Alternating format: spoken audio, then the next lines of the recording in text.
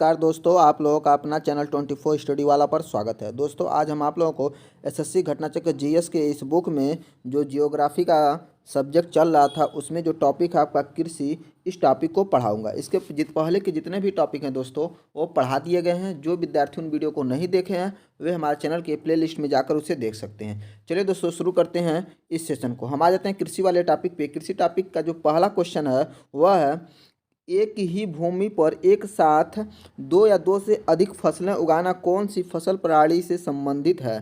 तो कौन सी फसल हो जाएगी, तो मिश्रित हो जाएगी, क्योंकि देखिए उसमें मिक्स करके फसल को उगा रहे हैं ना, इसलिए क्या हो जाएगी, मिश्रित हो जाएगी। कई फसलें एक साथ उगा रहे हैं तो मिश्रित हो जाएगी। इसके बारे में देख लेते हैं। तो एक ही भूमि पर एक साथ दो या दो से अधिक फसलें उगाना मिश्रित फसल प्रणाली से संबंधित है।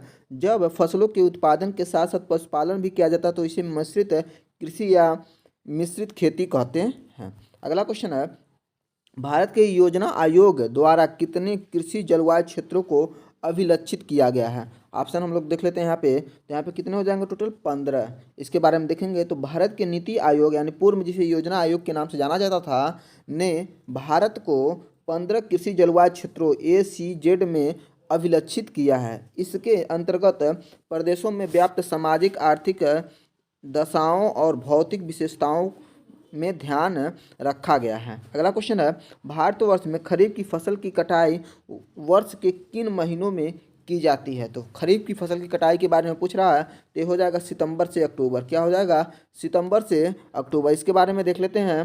तो भारतवर्ष में 3 प्रकार की फसलें उगाई जाती हैं। एक रबी की फसल होती है, एक खरीफ की फसल होती है, एक जायद की फसल होती है। रबी की जो बुआई होती है वह अक्टूबर नवंबर माह में की जाती है तथा कटाई मार्च अप्रैल में।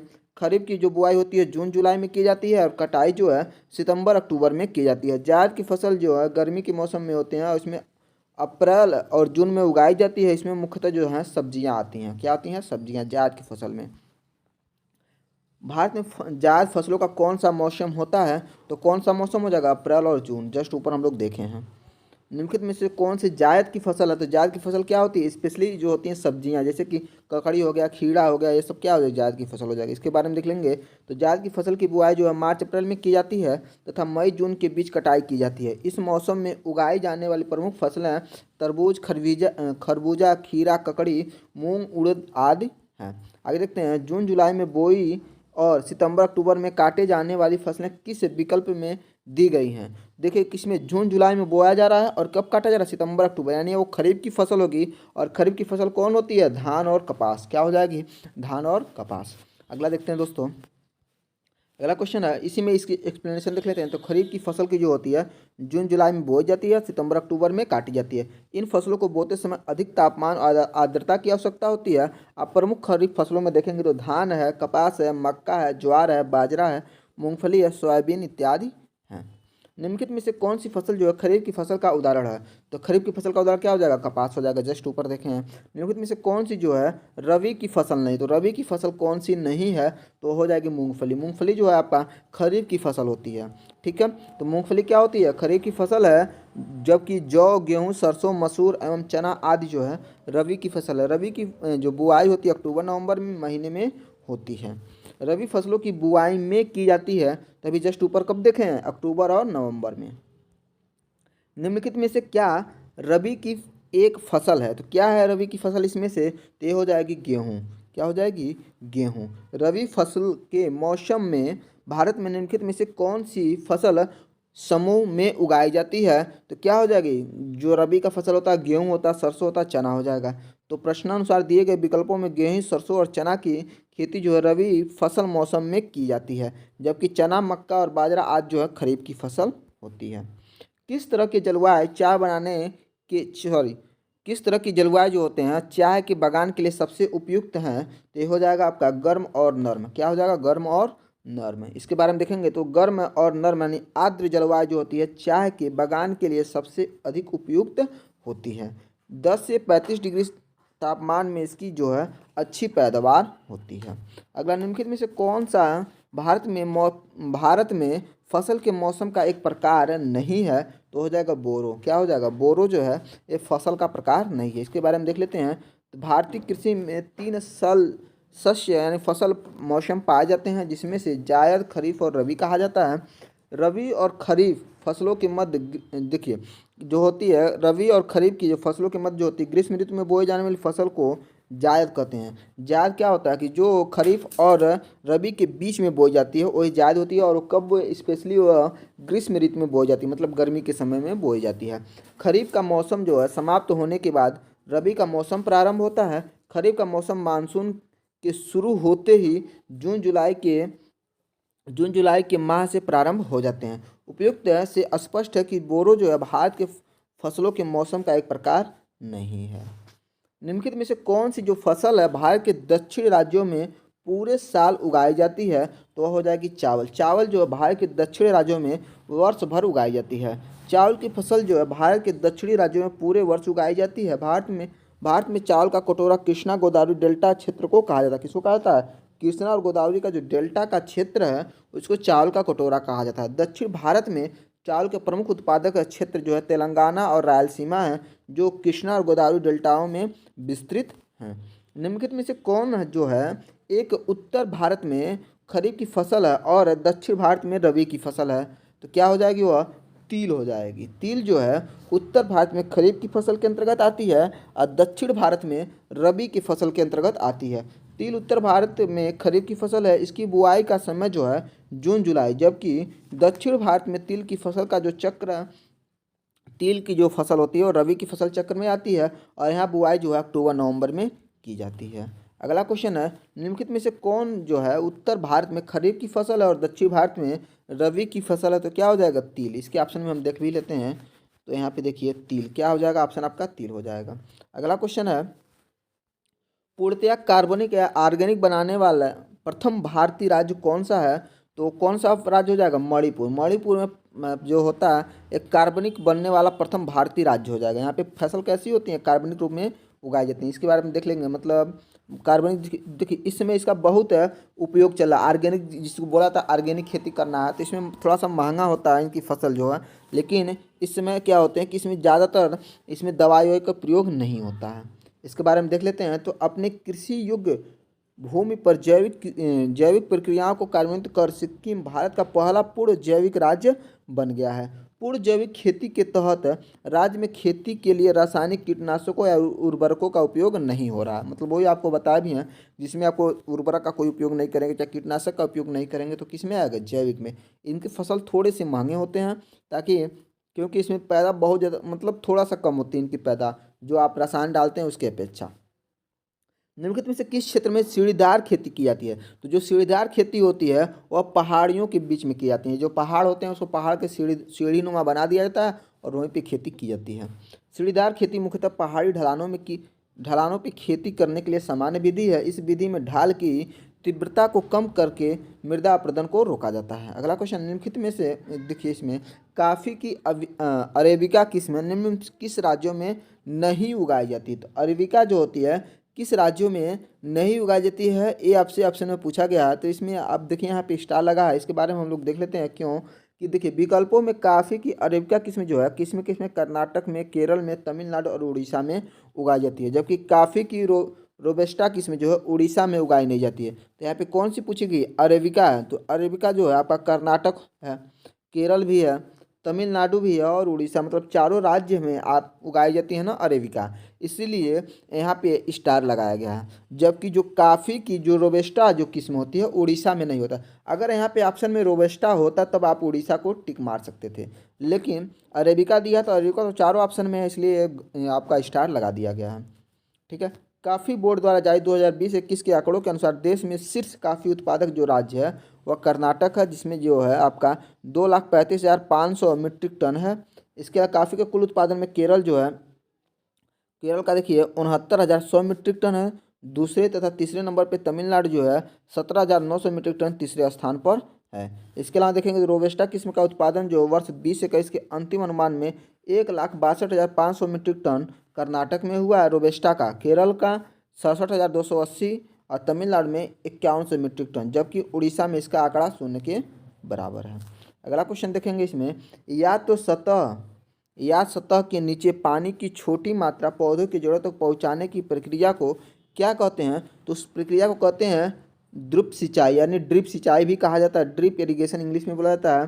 ये क्या होता है कि जो जड़ों तक इनका पानी डाल दिया जाता है एकदम उसमें, मतलब पाइप के द्वारा, चाहे उसमें थोड़ा सा छिद्र करके वह सिंचाई कहाँ पे की जाती है, एकदम वहाँ पे समझिए कि एकदम वहाँ पे जड़ के पास इनको सिंचाई, पौधों की जो जड़ होते हैं वहाँ तक पहुँचाई जाती है पानी। इसके बारे में देख लेते हैं। तो पौधे की जड़ों तक या तो सतह या सतह के नीचे पानी की सूक्ष्म मात्रा पहुँचाने की प्रक्रिया को द्रप्स सिंचाई या ड्रिप इरिगेशन कहते हैं। इस प्रकार की सिंचाई से मिट्टी में जल तथा पोषण तत्वों का ह्रास जो है कम होता है और ये संरक्षित रहते हैं। अगला क्वेश्चन है, निम्नलिखित में से कौन सी जो है मुख्य रूप से दक्षिण भारत में उत्पादित बीज यानी विन्स की एक किस्म है। विन्स की कौन सी एक किस्म हो जाएगी, तो अरेबिका हो जाएगी। क्या हो जाएगी, अरेबिका।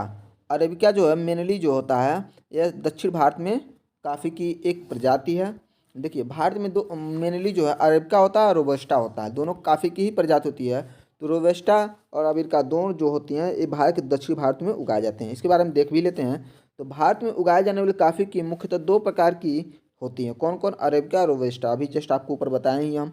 अरेबिका मुख्य रूप से दक्षिण भारत में उत्पादित कॉफ़ी बीज विन्स की एक किस्म है। अरेबिका जो है कॉफ़ी के फलियों के अधिक खुशबूदार होने के कारण, रोबस्टा जो है फलियों की तुलना में इसका बाजार जो है बाजार मूल्य अधिक होता है। किसका, रोबस्टा का जो होता है फलियों की तुलना में इसका बाजार मूल्य अधिक हो जाएगा। अगला देखेंगे, पूर्वोत्तर भारत में स्थानांतरण कृषि को के रूप में जाना जाता है। किस रूप में जाना जाता है, तो झूम खेती के रूप में भी जाना जाता है स्थानांतरण कृषि को। देखिए पूर्वोत्तर भारत में स्थानांतरण कृषि को झूम के रूप में जाना जाता है। झूम कृषि को मैक्सिको और मध्य अमेरिका में मिल्पा, वेनेजुएला में कोनकू, ब्राज़ील। देखिए ये क्वेश्चन पूछा हुआ है सारे के क्वेश्चन की, मतलब झूम की खेती को किस राज्य में या किस देश में क्या क्या कहा जाता है। तो इसी तरह से आप यहाँ पे देखेंगे तो अगर मैक्सिको और अमेरिका में इसको क्या कहा जाता है, मेल्पा कहा जाता है। क्या कहा जाता है, मिल्पा।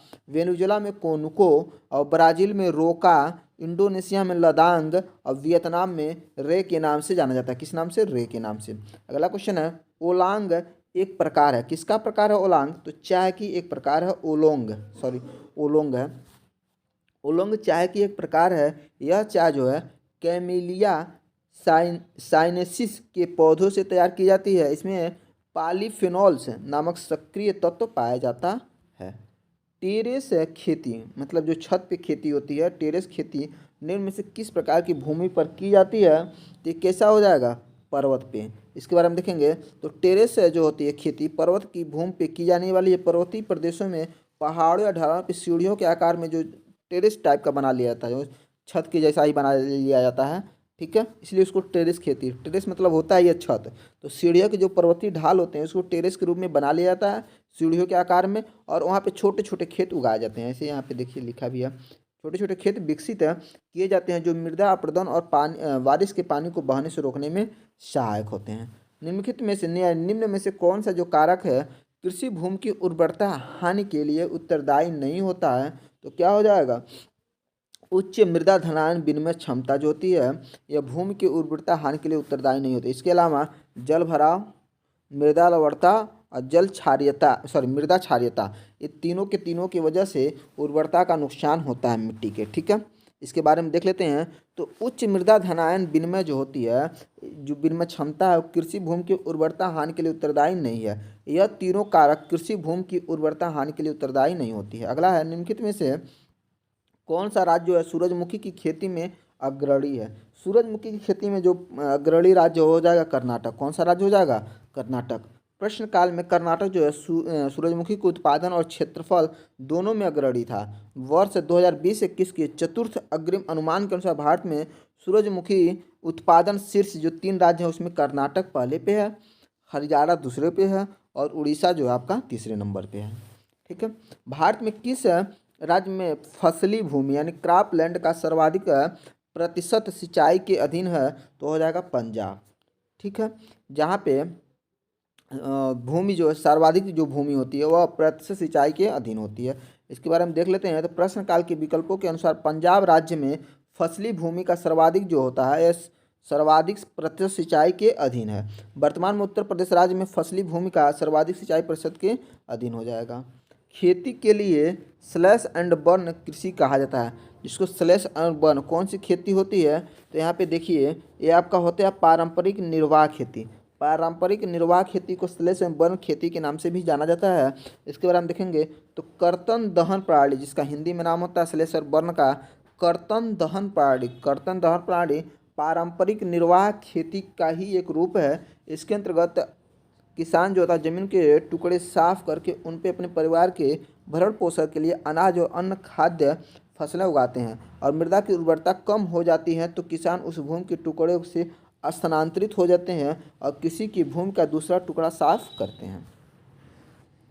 कपड़ा मंत्रालय भारत सरकार के अनुसार निम्न में से कौन सा राज्य 1718 में जूट का प्रमुख उत्पादन था? तो कौन सा हो जाएगा? बिहार राज्य हो जाएगा। बिहार जो है ये जूट के उत्पादन में प्रमुख है। कपड़ा मंत्रालय भारत सरकार के अनुसार 2017-18 में पश्चिम बंगाल जूट का प्रमुख उत्पादक था। यद्यपि विकल्प में पश्चिम बंगाल न होने से द्वितीय स्थान जो प्राप्त करता है कौन सा राज्य हो जाएगा? बिहार हो जाएगा। वित्तीय वर्ष 18-19 के अनुसार भारत में कच्चे जूटों का सबसे बड़ा उत्पादक राज्य कौन सा हो जाएगा? तो वह हो जाएगा पश्चिम बंगाल। कौन सा राज्य हो जाएगा? पश्चिम बंगाल हो जाएगा। वर्ष 18-19 के अनुसार भारत में कच्चे जूट का सबसे बड़ा उत्पादक जो है वो पश्चिम बंगाल है। निम्नलिखित में से कौन से जो है प्रारंभ में यमन से भारत में लाई गई काफ़ी की एक प्रसिद्ध किस्म है? तो वो हो जाएगी अरेबिका। अरेबिका कहाँ से लाई गई है? यमन से लाई गई है। अरेबिका काफ़ी जो भारत में यमन से लाई गई है। अभी अरेबिका जो काफ़ी जो है विश्व भर में अत्यधिक मांग होता है। भारत में इसकी खेती जो है नीलगिरी की पहाड़ियों के आसपास कर्नाटक, केरल, तमिलनाडु के पर्वतीय ढलानों में की जाती है। आगे देख, निम्नलिखित में से कौन सा बागान फसल के श्रेणी में आता है? तो कौन सा बागान फसल के श्रेणी में आता है आपको बताना है।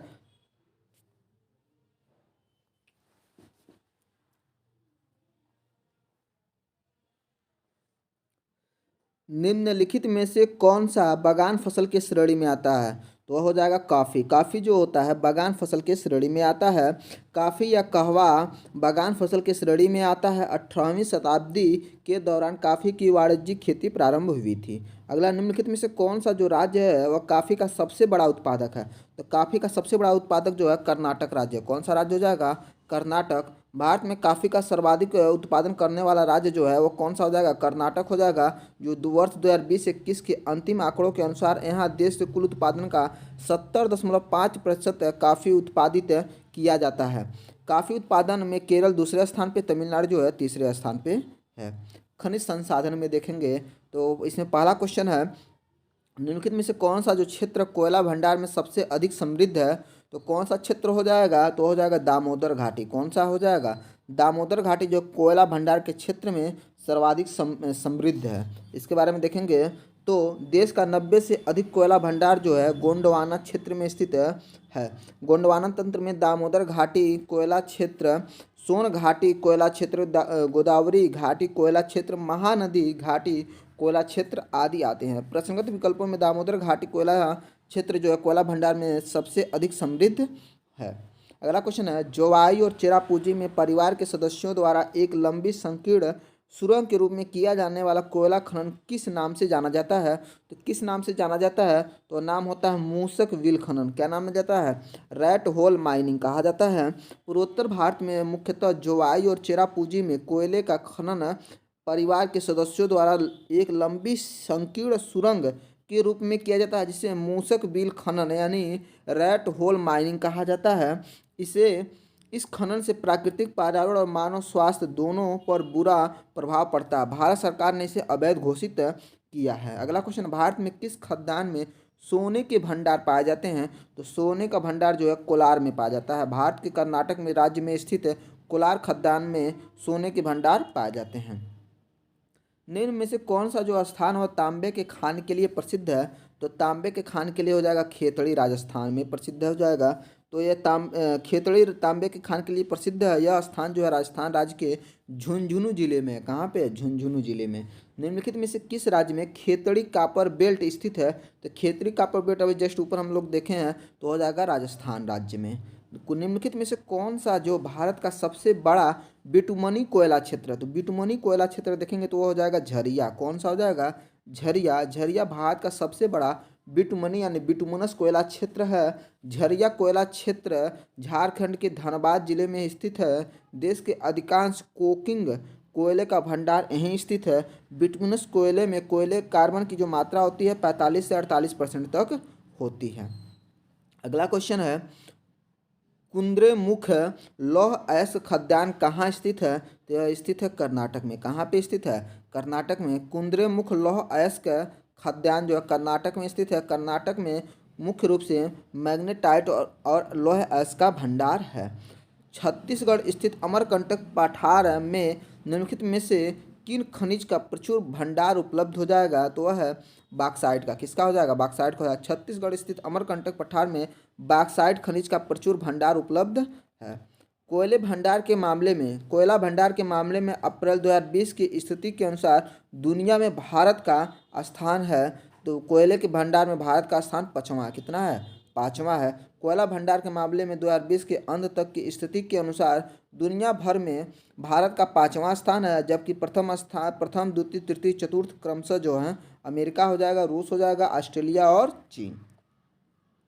हीरा के उत्पादन करने वाला भारत का एकमात्र राज्य कौन सा हो जाएगा? तो वह राज्य हो जाएगा मध्य प्रदेश। हीरे के उत्पादन करने वाला भारत का राज्य जो है मध्य प्रदेश राज्य है, जिसमें पन्ना जिले में हीरा उत्पादन होता है। निम्न में से कौन सा जो राज्य है यूरेनियम का उत्पादन करता है? तो हो जाएगा आंध्र प्रदेश। आंध्र प्रदेश राज्य जो है यूरेनियम का उत्पादन करता है। भारत में यूरेनियम के भंडार में आंध्र प्रदेश, तेलंगाना, झारखंड, कर्नाटक, महाराष्ट्र, मेघालय, राजस्थान आदि राज्यों में स्थित है। वर्ष 2012 में भारतीय यूरेनियम निगम लिमिटेड द्वारा आंध्र प्रदेश में भारत की सबसे बड़ी खान तुम्मलापल्ले रच्चाकुट्टीपल्ली से यूरेनियम खनन कार्य शुरू किया गया।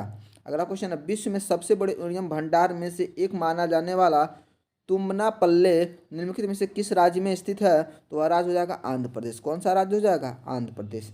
भारतीय खनिज वार्षिकी 2015 के अनुसार कौन सा राज्य जो है अब्रक का सबसे बड़ा उत्पादक है? तो वह राज्य हो जाएगा आंध्र प्रदेश। कौन सा राज्य हो जाएगा? आंध्र प्रदेश। भारतीय खनिज वार्षिकी 2015 के अनुसार भारत में आंध्र प्रदेश राज्य जो है 64% अब्रक उत्पादन में प्रथम स्थान रखता है।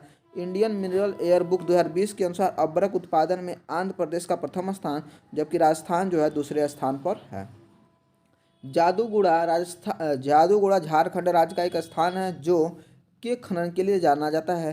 किसके खनन के लिए हो जाएगा? तो यूरेनियम के खनन के लिए जाना जाता है। जादूगुड़ा भारत के झारखंड राज्य के पूर्वी सिंहभूम जिले में स्थित एक स्थान है जो यूरेनियम खनन के लिए जाना जाता है। Uranium corporation of India limited company यहाँ पे वर्ष 1967 से यूरेनियम का खनन कर रही है। वर्ष 2015 और 16 में भारत के लिए यूरेनियम का सबसे बड़ा निर्यातक कौन सा देश है? तो वह हो जाएगा कनाडा। कौन सा देश हो जाएगा? कनाडा हो जाएगा। वर्ष 2015-16 में भारत के लिए यूरेनियम का सबसे बड़ा निर्यातक जो है वह कनाडा है। वर्तमान 2020 में यूरेनियम के 5 शीर्ष उत्पादक देश क्रमशः कजाकिस्तान, ऑस्ट्रेलिया, नामीबिया, कनाडा और उज्बेकिस्तान है।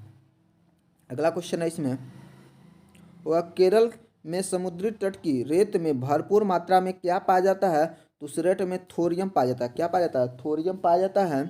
केरल के समुद्री तट के रेत में भरपूर मात्रा में मोनाजाइट पाया जाता है। मोनाजाइट जो है थोरियम, यूरेनियम और सीरियम और लैंथेनियम आदि का मिश्रण होता है। भारत में थोरियम निक्षेप के व्यापक भंडार हैं।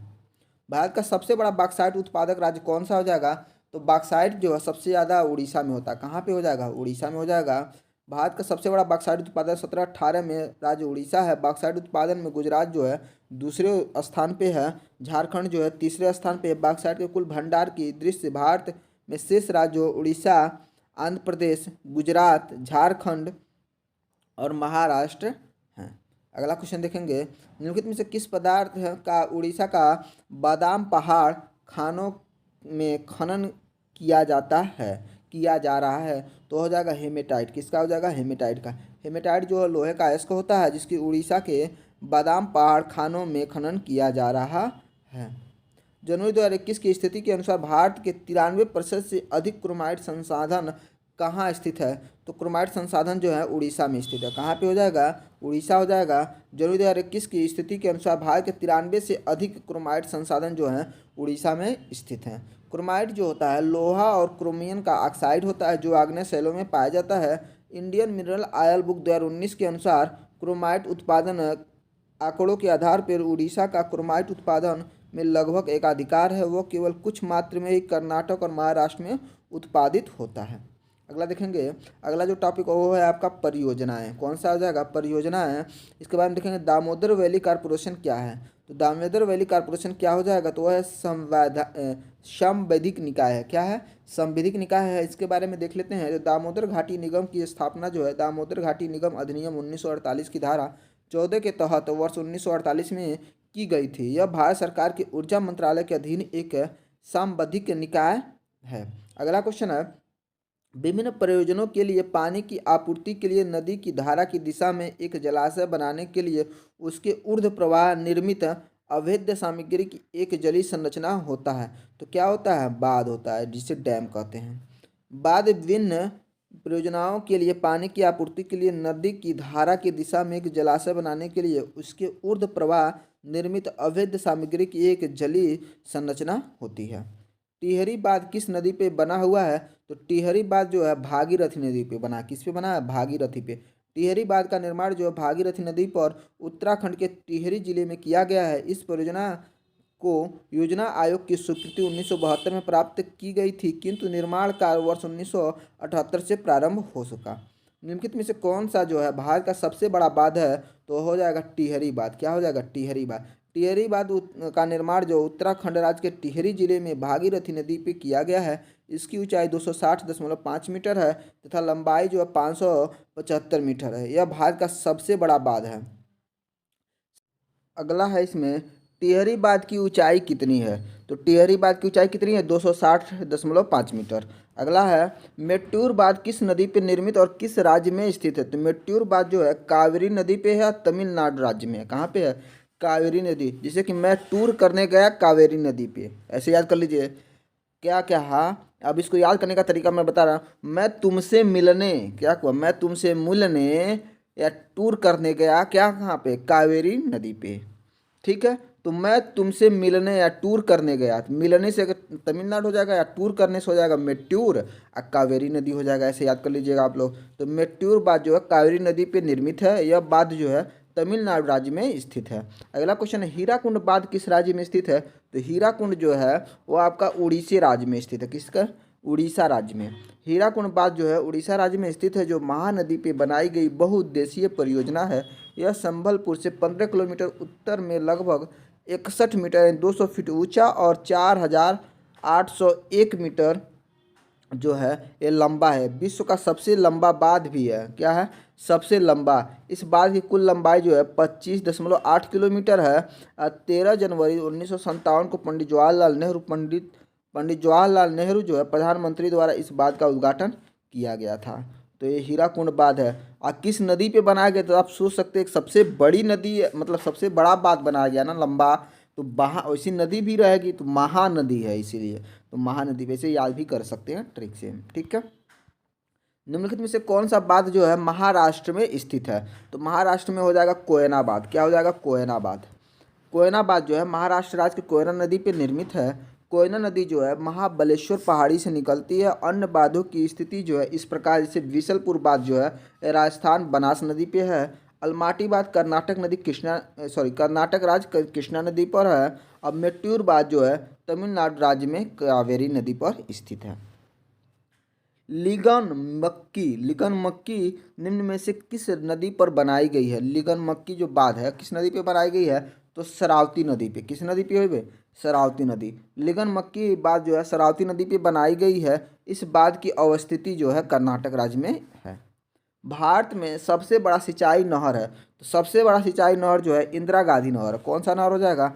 इंदिरा गांधी नहर। भारत में सबसे बड़ा सिंचाई नहर जो है इंदिरा गांधी नहर है। इंदिरा गांधी नहर परियोजना विश्व की सबसे बड़ी परियोजनाओं में से एक है। यह हरिके बैराज यानी पंजाब से निकलती है और इसके माध्यम से पंजाब, हरियाणा, राजस्थान के क्षेत्रों में सिंचाई की जाती है।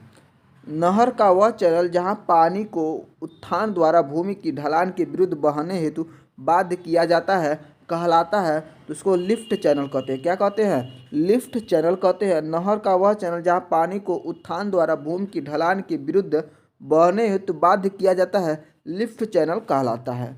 नहर का वह चैनल जहां पानी का बहाव जो है गुरुत्वाकर्षण के प्रभाव से होता है कहलाता है, तो प्रवाह चैनल कहलाता है। क्या कहलाता है? प्रवाह चैनल। नहर का वह चैनल जहाँ पे पानी का बहाव जो है गुरुत्वाकर्षण के प्रभाव से होता है प्रवाह चैनल कहलाता है। भाखड़ा नांगल परियोजना कौन सी नदी पर स्थित है? तो ये नदी हो जाएगी सतलज। कौन सी नदी हो जाएगी? सतलज। भाखड़ा नांगल परियोजना जो है सतलज नदी पर स्थित है। यह बहुउद्देशीय परियोजना है जो पंजाब, हरियाणा, राजस्थान राज्यों का संयुक्त उपक्रम है। इसके अंतर्गत भाखड़ा और नांगल के पास सतलज नदी पे 2 बांधों का निर्माण किया गया है। अगला क्वेश्चन देखते हैं दोस्तों। आगे है आपका सरदार सरोवर बांध निम्नलिखित में से किस नदी पर स्थित है? तो यह नदी हो जाएगी नर्मदा नदी। कौन सी नदी हो जाएगी? नर्मदा नदी। सरदार सरोवर बांध जो है गुजरात राज्य में नर्मदा नदी पर निर्मित किया गया है। सरदार सरोवर बांध की जो ऊंचाई है 138.68 मीटर है और जो लंबाई है 1210 मीटर है। यह बांध जो है भारत का तीसरा सबसे ऊंचा आधार तल से ऊंचाई जो है इसकी 163 है और कंक्रीट बांध है। और सितंबर 2017 में प्रधानमंत्री द्वारा इस बांध को राष्ट्र को समर्पित किया गया। महाराष्ट्र, गुजरात, मध्य प्रदेश और राजस्थान जैसे बड़े राज्य इससे जुड़े हुए हैं। इसका उद्देश्य जो है इन राज्यों में सूखाग्रस्त इलाकों में पानी की पहुंच का विस्तार और बिजली उत्पादन करना है। अगला क्वेश्चन देखेंगे। अगला है इसमें सरदार सरोवर जो परियोजना है निम्नलिखित में से किस नदी पर बनाई गई है? तो यह नदी है नर्मदा नदी। कौन सी नदी हो जाएगी? नर्मदा नदी हो जाएगी। निम्नलिखित में से कौन सा जो बांध है नर्मदा नदी पर बनाया गया है? तो नर्मदा नदी पर बनाया गया सरदार सरोवर बांध। कौन सा हो जाएगा? सरदार सरोवर बांध। सरदार सरोवर बांध राज्य में नदी पर स्थित है। तो किस राज्य में किस नदी पे हो जाएगा? तो हो जाएगा गुजरात राज्य में नर्मदा नदी पे स्थित है सरदार सरोवर बांध। अगला क्वेश्चन है जनवरी 2021 तक प्राप्त जानकारी के अनुसार किस भारतीय राज्य में सबसे अधिक संख्या में बड़े बांध थे? तो ये हो जाएगा महाराष्ट्र। कौन सा राज्य हो जाएगा? महाराष्ट्र हो जाएगा। जनवरी 2021 तक प्राप्त जानकारी के अनुसार महाराष्ट्र राज्य में सबसे अधिक संख्या में बड़े बांध थे। निम्नलिखित में से कौन सा जो है फरक्का बैराज के निर्माण का उद्देश्य नहीं था? तो कौन सा नहीं था? तो बांग्लादेश को बहकर जाने वाले पानी को रोकना इसका उद्देश्य नहीं था फरक्का बैराज का। इसके अलावा बंदरगाह पर गाद के जमाव को रोकना, बंदरगाह के कटाव को रोकना और गंगा नदी में जहाज़ों की आवाजाही को सुगम बनाना इसका उद्देश्य हो जाएगा। अगला देखेंगे इसके बारे में। तो फरक्का बैराज का निर्माण पश्चिम बंगाल राज्य में गंगा नदी पर किया गया है। इसका मुख्य उद्देश्य जो कोलकाता बंदरगाह पर गाद के जमाव को साफ करने के लिए पानी की व्यवस्था करना, इसके अतिरिक्त गंगा नदी में जहाज़ों की आवाजाही को सुगम बनाना तथा कोलकाता बंदरगाह के कटाव को रोकना भी इसके उद्देश्यों में शामिल है। इसीलिए बांग्लादेश को बहकर जाने वाले पानी को रोकना इसका उद्देश्य नहीं है। अगला क्वेश्चन है इसमें निम्नलिखित में से किस नदी पर दांतीवाड़ा बांध बनाया गया है? किस नदी पे बनाया गया है? तो बनास नदी पे दांतीवाड़ा बांध बनाया गया है। दांतीवाड़ा बांध जो है बनास नदी पर गुजरात राज्य में बनाया गया है। इस बांध की जो ऊंचाई है 61 मीटर है और लंबाई जो है 4832 मीटर है। इस बांध का निर्माण जो है सिंचाई और बाढ़ से नियंत्रण हेतु किया गया था। निम्नलिखित में कौन सा जो राज्य है ताप्ती नदी के बेसिन के अंतर्गत नहीं आता है? तो कौन से राज्य का जो ताप्ती नदी के बेसिन के अंतर्गत नहीं आता है? ताप्ती नदी के बेसिन के अंतर्गत कौन सा राज्य नहीं आएगा? तो वह राज्य हो जाएगा राजस्थान। कौन सा राज्य हो जाएगा? राजस्थान। राजस्थान राज्य जो है ताप्ती नदी के बेसिन के अंतर्गत नहीं आता है, जो कि मध्य प्रदेश, गुजरात और महाराष्ट्र राज्य जो है ताप्ती नदी या तापी नदी के बेसिन के अंतर्गत आते हैं। तापी नदी का उद्गम जो है मध्य प्रदेश के बैतूल जिले में सतपुड़ा की श्रृंखलाओं मुल्ताई में है। यह नदी जो है नर्मदा नदी के समांतर एक भ्रंश घाटी में बहती है। निम्नलिखित में से किस राज्य में सोमशिला बांध स्थित है? तो सोमशिला बांध जो है आपका आंध्र प्रदेश में स्थित है। कहाँ पे? आंध्र प्रदेश में। सोमशिला बांध जो है आंध्र प्रदेश राज्य के नल्लोर जिले में स्थित है। यह बांध जो है पेन्नार पर उत्तर पिनाकिनी नदी पर बना है। किस पे बना? उत्तर पिनाकिनी नदी पे। निम्नलिखित में से किस नदी पे नागार्जुन सागर बांध स्थित है? नागार्जुन सागर बांध जो है कृष्णा नदी पे स्थित है। किस पे है? कृष्णा नदी पे। निजाम सागर बांध निम्नलिखित में से किस राज्य में स्थित है? तो निजाम सागर जो बांध है वह तेलंगाना राज्य में स्थित है। कहाँ पे हो जाएगा? तेलंगाना में। निजाम सागर बांध जो है तेलंगाना राज्य में स्थित है। यह बांध जो है कामारेड्डी जिले के अच्चमपेट और वेंजेपल्ली गांव के बीच गोदावरी नदी के सहायक मंजरा नदी पर बनाया गया है। किस नदी पर और किस राज्य में जायकावाड़ी बांध अवस्थित है? तो यह हो जाएगा गोदावरी नदी, महाराष्ट्र। क्या हो जाएगा? गोदावरी नदी महाराष्ट्र राज्य में स्थित है। जायकावाड़ी बांध क्या हो जाएगा? जायकावाड़ी बांध। इसके बारे में देख लेते हैं। तो गोदावरी नदी पे महाराष्ट्र में जायकावाड़ी बांध स्थित है। यह बांध जो है औरंगाबाद जिले के पैठण तालुका में स्थित है। अगला जो टॉपिक है वह है ऊर्जा के अन्य संसाधन। क्या है? ऊर्जा के अन्य संसाधन। भारत का कौन सा जो राज्य है ऊर्जा उत्पादन में अग्रणी है? ऊर्जा उत्पादन में जो राज्य अग्रणी है वह हो जाएगा राजस्थान। कौन सा राज्य हो जाएगा? राजस्थान हो जाएगा। प्रश्न काल तथा वर्तमान में भी भारत का राजस्थान सौर ऊर्जा में अग्रणी राज्य है। निम्नलिखित में से कौन सा जो है ऊर्जा का गैर परंपरागत स्रोत नहीं है? तो गैर परंपरागत स्रोत कौन सा नहीं है ऊर्जा का? तो हो जाएगा प्राकृतिक गैस। इसके अलावा सौर ऊर्जा, वायु ऊर्जा और ज्वार ऊर्जा तीनों के तीनों क्या है? गैर परंपरागत स्रोत हैं। ठीक। गैर परंपरागत ऊर्जा स्रोत के तहत सौर ऊर्जा, पवन ऊर्जा, भूतापी ऊर्जा, ज्वारी ऊर्जा, बायोगैस आदि आते हैं, जबकि परंपरागत ऊर्जा में कोयला, प्राकृतिक गैस, पेट्रोलियम आदि आते हैं। इस प्रकार स्पष्ट है कि प्राकृतिक गैस जो है गैर परंपरागत स्रोत नहीं है। ठीक है। अगला क्वेश्चन है इसमें, लद्दाख की पुंगा घाटी में एक है। तो क्या है पुंगा घाटी में? तो भूतापी विद्युत संयंत्र है। क्या है? भूतापी विद्युत संयंत्र है। लद्दाख अब जो केंद्र शासित प्रदेश की पुंगा घाटी में एक भूतापी विद्युत संयंत्र है। इस परियोजना की स्थापना तथा कार्यान्वयन के लिए लद्दाख स्वायत्त पर्वतीय विकास परिषद लेह ONGC ऊर्जा केंद्र और केंद्र शासित प्रदेश लद्दाख के विद्युत विभाग के बीच त्रिपक्षीय समझौता ज्ञापन पर हस्ताक्षर किए गए हैं।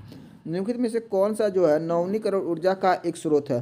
तो नवीनीकरण ऊर्जा का स्रोत कौन सा हो जाएगा? नवीनीकरण ऊर्जा का। ठीक है। तो यहाँ पे देखिए कोयला, पेट्रोलियम ऑप्शन में दिया और आपका हो जाएगा प्राकृतिक गैस। ये तीनों के तीनों जो होंगे ये नहीं होंगे। इसके अलावा जो पौधा जो है आपका हो जाएगा नवीनीकरण ऊर्जा का स्रोत। इसके बारे में देख लेते हैं। नवीनीकरण ऊर्जा का स्रोत जो है पौधा है, जबकि अन्य जो विकल्प जैसे कोयला हो गया, पेट्रोलियम और प्राकृतिक गैस नवीनीकरण ऊर्जा के स्रोत न होकर ऊर्जा के परंपरागत स्रोत हैं। नवीनीकरण ऊर्जा जो है ऊर्जा स्रोत से तात्पर्य उन स्रोतों से है जिनका पुनरुत्पादन किया जा सकते हैं। आप खुद समझ सकते हैं कि देखिए इसमें दिया है कि नवीनीकरण मतलब फिर से नई रूपों में इसका उत्पादन किया जा सके। और कोयला हो गया, पेट्रोलियम हो गया, प्राकृतिक गैस हो गया, जो एक बार जल गया तो ख़त्म हो गया, फिर इसका उत्पादन नहीं किया जा सकता। तो नवीनीकरण में पौधा है तो एक बार पौधा अगर ख़त्म भी हुआ तो फिर उसको हम लोग लगा सकते हैं। ठीक है। ऊर्जा का कौन सा स्रोत है जो सबसे कम भूमंडलीय तापमान बढ़ाता है? तो कौन बढ़ाता है सबसे कम तो होता है भूतापीय ऊर्जा। कौन सा हो जाएगा? भूतापीय ऊर्जा हो जाएगा। इसके बारे में देख लेंगे। तो दिए गए विकल्पों में भूतापीय ऊर्जा जो का सबसे कम भूमंडलीय तापमान बढ़ाता है। यह गैर परंपरागत अथवा नवीनीकरण ऊर्जा का स्रोत है। निम्न में से अगला है, निम्न में से कौन सा जो है वैश्विक ऊर्जा का दूसरा सबसे बड़ा स्रोत है? सबसे बड़ा स्रोत वैश्विक ऊर्जा क्या हो जाएगा? नवीनीकरण ऊर्जा हो जाएगी। इसके बारे में देखेंगे तो वैश्विक ऊर्जा का दूसरा सबसे बड़ा स्रोत जो है नवीनीकरण ऊर्जा या नवीकरणीय ऊर्जा होगी, जो 31 जनवरी 2022 तक स्थिति के अनुसार जीवाश्म ईंधन 59.7% पहले स्थान पर। जीवाश्म ईंधन क्या है? पहले स्थान पे। नवीकरणीय ऊर्जा जो है इसमें 38.5% दूसरे स्थान पे और परमाणु ऊर्जा जो है 1.7% तीसरे स्थान पर है। अगला क्वेश्चन है, निम्नलिखित में से स्वच्छतम ऊर्जा का स्रोत क्या है? तो स्वच्छतम ऊर्जा का स्रोत जो हो जाएगा वो हो जाएगा पवन ऊर्जा, क्योंकि इससे जो है पवन ऊर्जा से कोई भी पर्यावरण प्रदूषित नहीं होती है। तो ये पवन ऊर्जा। इसके अलावा जैविक ईंधन हो गया, चाहे फॉसिल ईंधन हो गया, न्यूक्लियर शक्ति, इससे कोई ना कोई जरूर प्रदूषण होता रहता है। प्रश्नागत दिए गए विकल्पों में स्वच्छतम ऊर्जा का स्रोत जो है पवन ऊर्जा है। इसके अतिरिक्त जैविक, फॉसिल ईंधन, न्यूक्लियर ईंधन आदि के द्वारा कुछ न कुछ प्रदूषण तथा विकिरण का खतरा रहता है। 31 मार्च 2021 तक की स्थिति के अनुसार पवन ऊर्जा का सर्वाधिक उत्पादन जो है तमिलनाडु राज्य में होता है। अगला क्वेश्चन है, निम्नलिखित में से किसका प्रयोग करके ऊष्मीय विद्युत की जाती है? ऊष्मीय विद्युत ऊर्जा पैदा की जाती है। तो वो हो जाएगा प्राकृतिक गैस और पेट्रोलियम का। किसका? कोयला, प्राकृतिक गैस और पेट्रोलियम का हो जाएगा। इसके बारे में देख लेते हैं। तो कोयला, प्राकृतिक गैस और पेट्रोलियम का उपयोग करके ऊष्मीय विद्युत पैदा की जाती है। इसके अलावा जल, पवन और समुद्री लहरें, बायोमास, यूरेनियम आदि से भी विद्युत पैदा की जाती है। पैठण जल विद्युत परियोजना यानी हाइड्रो इलेक्ट्रिक प्रोजेक्ट नदी पर स्थित है। तो किस नदी पे स्थित है? तो गोदावरी नदी पे हो जाएगा। यानी पैठक या जायकावाड़ी जिसे कहते हैं जल विद्युत परियोजना जो है गोदावरी नदी पर स्थित है। यह परियोजना जो है महाराष्ट्र के औरंगाबाद जिले में जायकावाड़ी गांव के निकट स्थापित है। अगला क्वेश्चन है तपोवन विष्णुगढ़ जल विद्युत परियोजना निम्न में से किस राज्य में स्थित है? तो वह राज्य हो जाएगा उत्तराखंड। क्या हो जाएगा? उत्तराखंड हो जाएगा। तपोवन विष्णुगढ़ जल विद्युत परियोजना उत्तराखंड के चमोली जिले में धौली गंगा नदी पर स्थित है। निम्नलिखित में से किस राज्य में Tilaiya ultra mega power project स्थित है? तो वह राज्य हो जाएगा झारखंड। कौन सा राज्य हो जाएगा? Jharkhand. Tilaiya auto ultra mega power project Jharkhand राज्य में स्थित है। यह जो है 3960 यानी 6 × 660 मेगावाट का इंटीग्रेटेड थर्मल पावर प्रोजेक्ट है।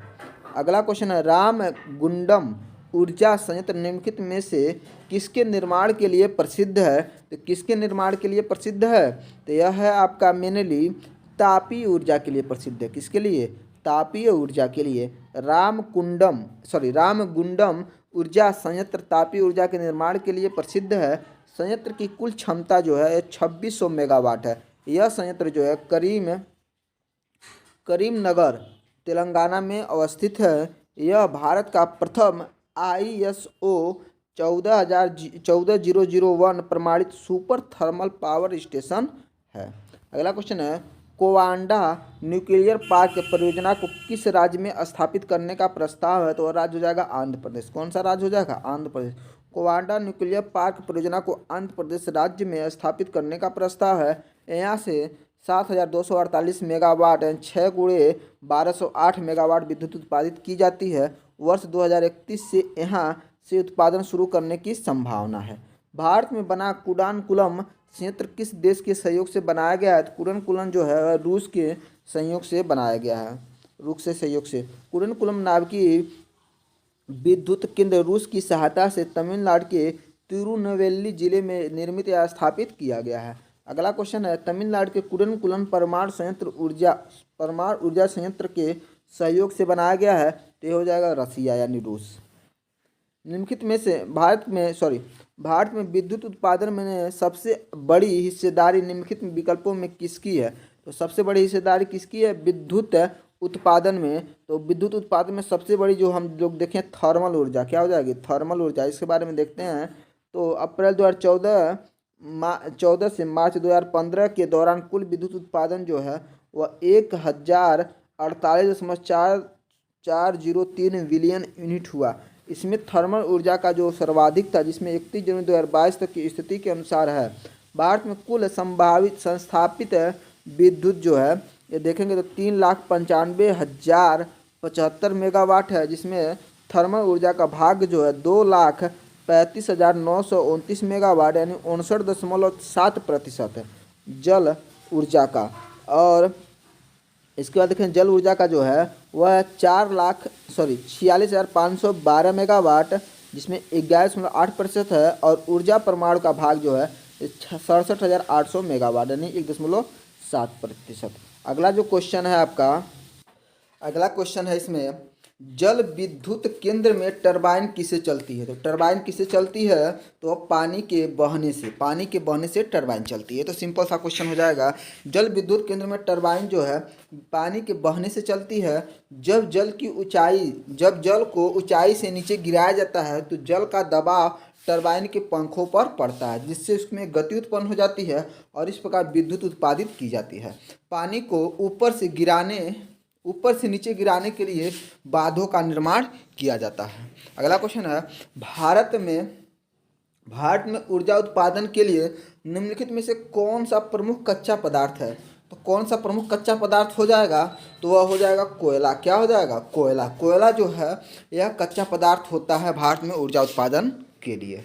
वर्तमान में भारत में ऊर्जा उत्पादन के लिए प्रमुख कच्चा पदार्थ कोयला है। और 31 जनवरी 2022 तक की स्थिति के अनुसार 31 जनवरी 2022 की स्थिति के अनुसार भारत में संस्थापित विद्युत क्षमता में कोयला जो है 51.6%, लिग्नाइट जो है 1.7%, और गैस जो है 6.3%, डीजल जो है 0.1%, गैर जीवाश्म ईंधन जो है 38.5% तथा नाभिकीय ईंधन जो है 1.7% का योगदान है। भारत में कुल संस्थापित क्षमता जो है यह 3,95,075 मेगावाट है।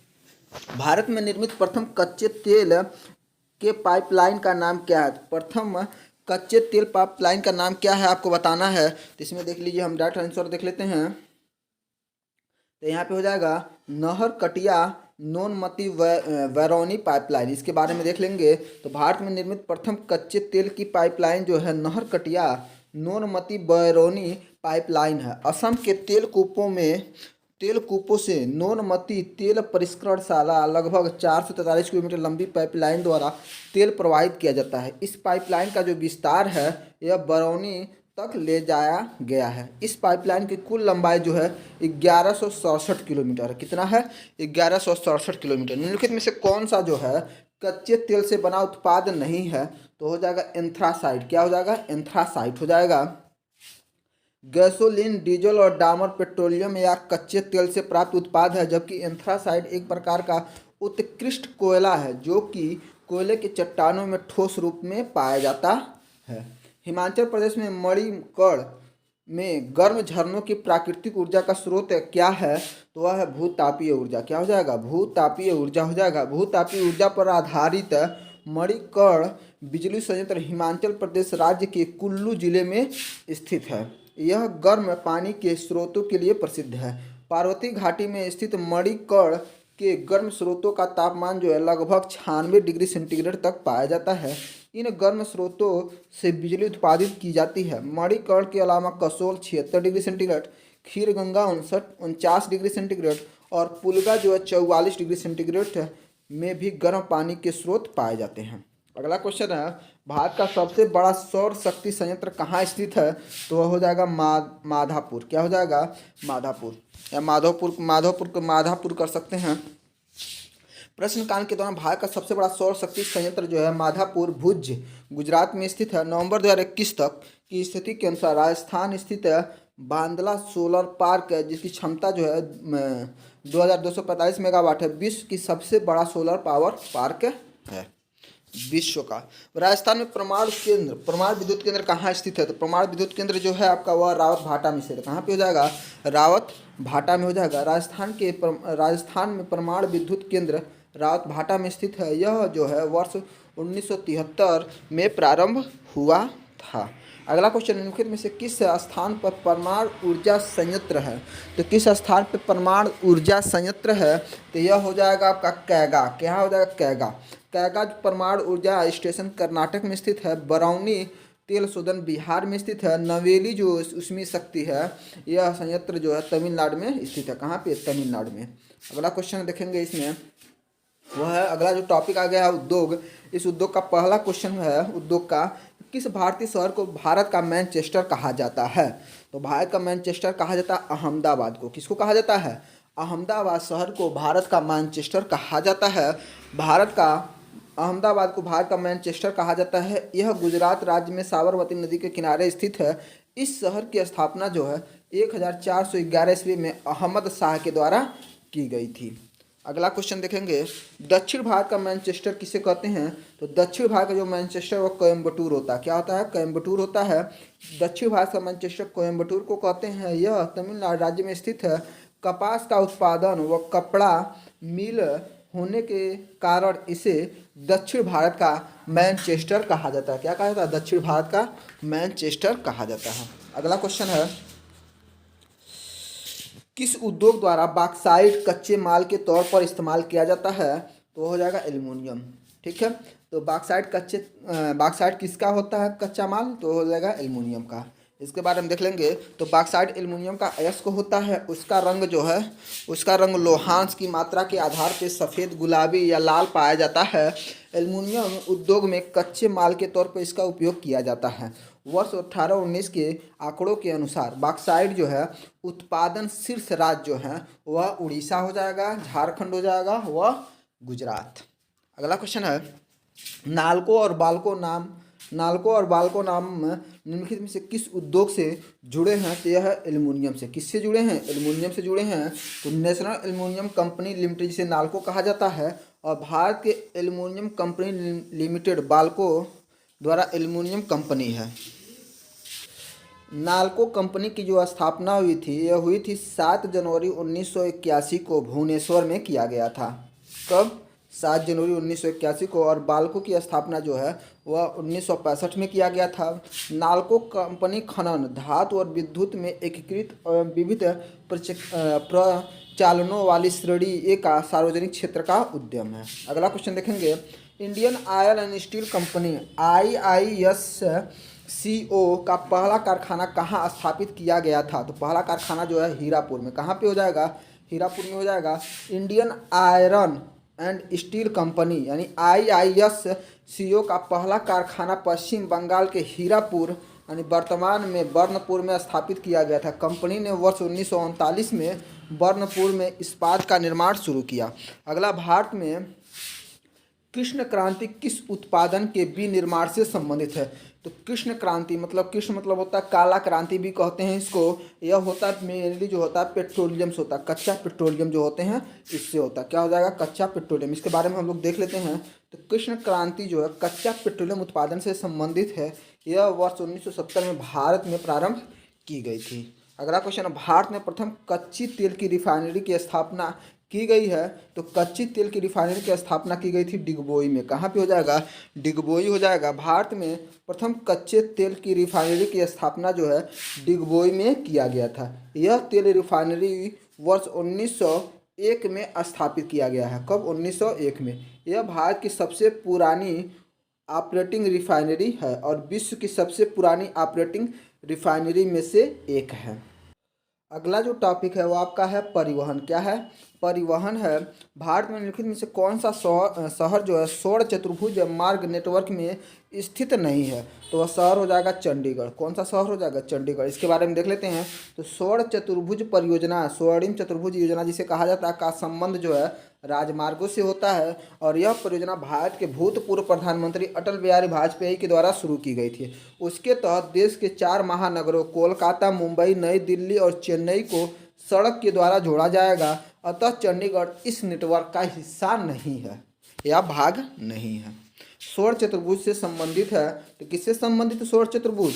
तो वह संबंधित है रोड नेटवर्क से। किससे संबंधित है? रोड नेटवर्क से। राष्ट्रीय राजमार्गों के विकास के लिए स्वर्णिम चतुर्भुज परियोजना किसके द्वारा शुरू की गई थी? तो शुरू किया गया था अटल बिहारी वाजपेयी के द्वारा। जस्ट हम लोग ऊपर इनको देख भी चुके हैं। तो क्या हो जाएगा? अटल बिहारी वाजपेयी। ठीक। राष्ट्रीय राजमार्गों के विकास के लिए स्वर्णिम चतुर्भुज परियोजना जो है दिल्ली, मुंबई, कोलकाता और चेन्नई को जोड़ती है। इसको दिल्ली, मुंबई, कोलकाता और चेन्नई को जोड़ती है। इसकी कुल लंबाई जो है 5,846 किलोमीटर है। यह परियोजना वर्ष 2001 में प्रारंभ हुई थी। उस समय भारत के प्रधानमंत्री जो थे अटल बिहारी वाजपेयी थे। कौन थे? अटल बिहारी वाजपेयी। अगला है भारतीय रेल कोच फैक्ट्री किस शहर में स्थित है? तो यह हो जाएगा कपूरथला। कैसे? कहाँ पे हो जाएगा? कपूरथला। भारतीय railway coach factory Kapurthala Punjab में स्थित है। यह रेल कोच फैक्ट्री की स्थापना जो 1986 में हुई थी। मार्च 1988 में पहला कोच चालू करने के बाद यह रेलवे की सबसे बड़ी और सबसे आधुनिक कोच का निर्माण इकाई बन गई है। अगला, भारत का सबसे लंबा राष्ट्रीय महामार्ग कौन सा है? तो सबसे लंबा राष्ट्रीय महामार्ग जो है आपका वह हो जाएगा NH-44। कौन सा हो जाएगा? NH-44। प्रश्नगत विकल्पों में जो सबसे लंबा राष्ट्रीय महामार्ग यानी सबसे बड़ा नेशनल हाईवे जो है वह ये आपका है NH-44 है।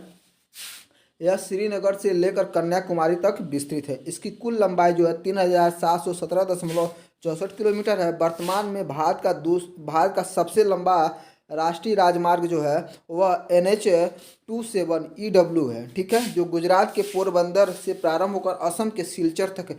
इसकी कुल लंबाई जो है यह 4,112। तो सबसे अब इस समय क्या हो गई है? तो इस समय अगर वर्तमान में बात की जाती क्वेश्चन में तो आपका क्या होता है? NH-27EW। लेकिन उस समय जब आपका एग्जाम हुआ था 2017 का ये पेपर है तो उस समय जो था वह 44 था। ठीक है। अगला क्वेश्चन है राष्ट्रीय राजमार्ग NH-44 के निर्माण के लिए कितने राष्ट्रीय राजमार्गों को आपस में मिलाया गया? तो यह 7 राजमार्गों को आपस में मिलाया गया था 44 के निर्माण के लिए। नया राष्ट्रीय राजमार्ग 44 NH-44 श्रीनगर को कन्याकुमारी से जोड़ता है। इस राष्ट्रीय राजमार्ग के निर्माण के लिए पुराने 7 राष्ट्रीय राजमार्गों NH-1, NH-1A, NH-2, NH-3, NH-26, NH-75 और NH-7 को आपस में मिलाया गया था। अगला क्वेश्चन देखते हैं दोस्तों। राष्ट्रीय राजमार्ग 66 क्या है? राष्ट्रीय राजमार्ग 66 को पहले किस नाम से जाना जाता था? तो पहले किस नाम से जाना जाता था? तो ये था आपका राष्ट्रीय राजमार्ग 17 के नाम से शामिल था। इसके बाद देखिए ऑप्शन यहाँ पे देखिए लिखा हुआ होगा यहाँ पे NH 17 क्या हो जाएगा?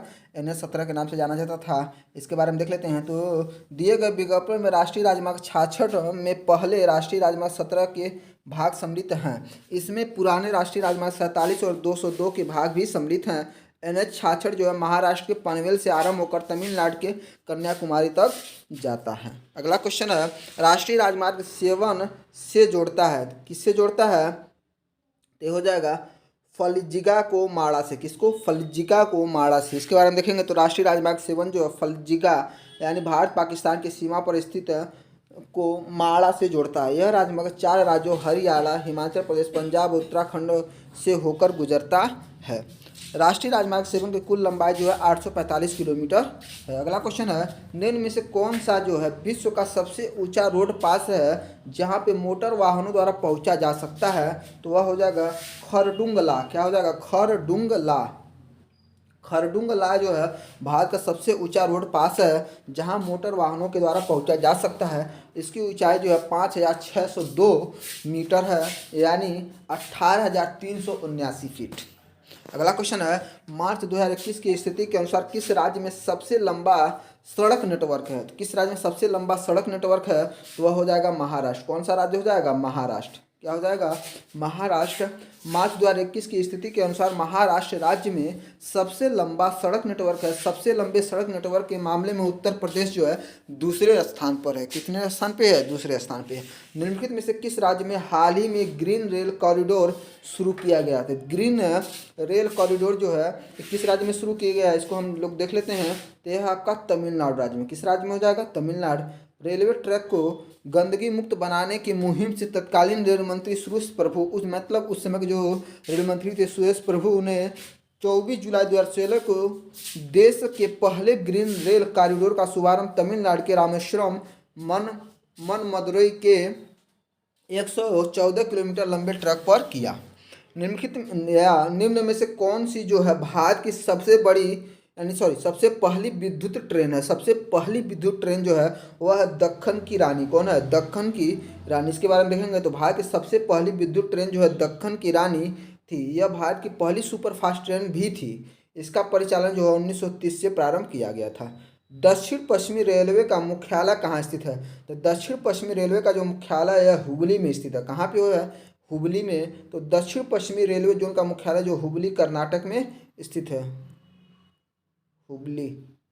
अगला क्वेश्चन है, भारत निम्न में से किस देश में चाबहार बंदरगाह बना रहा है? तो यह हो जाएगा आपका ईरान में। कहाँ पे हो जाएगा? ईरान में। ईरान में चाबहार बंदरगाह बना रहा है भारत। चाबहार बंदरगाह ईरान के दक्षिण पूर्वी तट पर सिस्तान बलूचिस्तान प्रांत में स्थित है। यह ओमान की खाड़ी में स्थित है। 23 मार्च 2016 को भारत और ईरान के बीच इस बंदरगाह को लेकर समझौता किया गया था। अगला जो क्वेश्चन है अगला है, निम्नलिखित में से किस राज्य में हजीरा बंदरगाह स्थित है? तो किस राज्य में हजीरा बंदरगाह हो जाएगा? तो गुजरात राज्य। कौन सा राज्य हो जाएगा? गुजरात राज्य।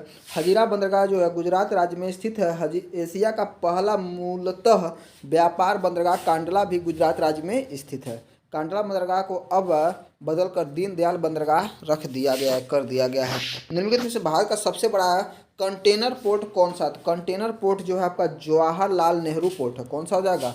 जवाहरलाल नेहरू। भारत का सबसे बड़ा कंटेनर पोर्ट जो है यह जवाहरलाल नेहरू पोर्ट है। यह पोर्ट जो है नवी मुंबई महाराष्ट्र में है। इस पोर्ट को नौवां सेना पोर्ट के नाम से भी जाना जाता है। 2020 में कोलकाता पोर्ट ट्रस्ट का नाम बदल कर दिया गया था। तो क्या कर दिया गया था? तो किया गया था श्यामा प्रसाद मुखर्जी ट्रस्ट। क्या कर दिया गया था? श्यामा प्रसाद मुखर्जी ट्रस्ट। इसके बारे में देखेंगे तो कोलकाता पोर्ट ट्रस्ट का नाम बदलकर श्यामा प्रसाद मुखर्जी ट्रस्ट कर दिया गया था। ध्यातव्य है कि कोलकाता बंदरगाह की 150वीं जयंती के उद्घाटन समारोह के अवसर पर 12 जनवरी 2020 को प्रधानमंत्री नरेंद्र मोदी ने इस नए नाम की घोषणा की थी। अगला क्वेश्चन है, भारत के पश्चिम तट के किनारे कौन सा प्राकृतिक बंदरगाह स्थित है? तो पश्चिम तट के किनारे जो है वह हो जाएगा मार्मा गोवा। कौन सा हो जाएगा? मार्मा गोवा जो प्राकृतिक बंदरगाह है। तो भारत के पश्चिमी तट पे मारमा गोवा है, मुरमा गोवा जो है यह प्राकृतिक बंदरगाह है। यह बंदरगाह जुआरी नदी के मुहाने पर गोवा राज्य में स्थित है। निम्नलिखित में से कौन सा जो बंदरगाह है गुजरात में है? तो गुजरात में कौन सा बंदरगाह है तो इसके बारे में देख लेते हैं हम। तो देखिए जो आपका कांडला बंदरगाह है गुजरात राज्य में स्थित है। कांडला बंदरगाह गुजरात राज्य में स्थित है। इसका नाम जो है परिवर्तित करके दीनदयाल पोर्ट रखा गया है। पारादीप बंदरगाह जो है उड़ीसा में और मोरमुगांव बंदरगाह जो है गोवा राज्य में स्थित है।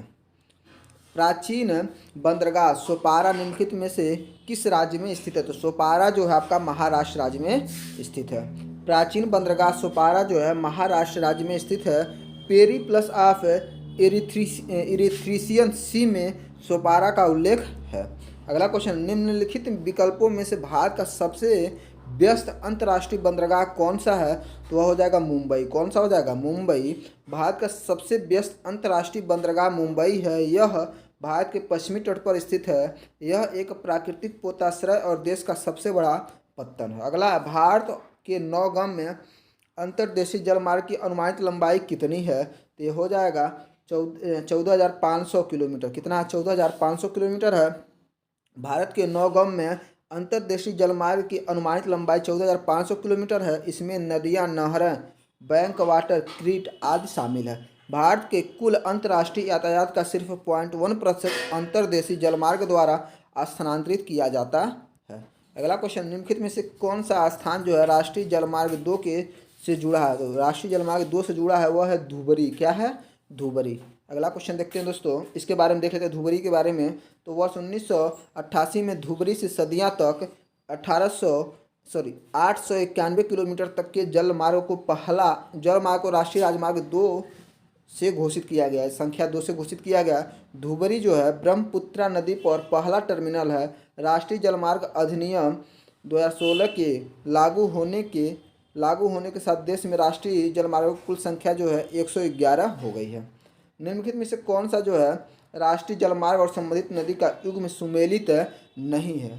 तो कौन सुमेलित नहीं है? तो यह 6 जो है राष्ट्रीय जलमार्ग से 6 जो है सतलज नदी पे है, ये गलत है। बाकी जो है ये 1 जो है गंगा नदी पे और 1 जो है गंगा नदी पे है और 2 जो है आपका 2 जो राष्ट्रीय जलमार्ग है वह ब्रह्मपुत्रा नदी पे है और आपका 6 जो है यहाँ पे 2 जो है ये कृष्णा नदी पर है। ये भी आपका सही है। इसके बारे में देख भी लेते हैं हम। यहाँ पे देखिए राष्ट्रीय राजमार्ग 6 जो सतलज नदी पर स्थित नहीं है, यह बराक नदी यानी असम में प्रस्तावित है।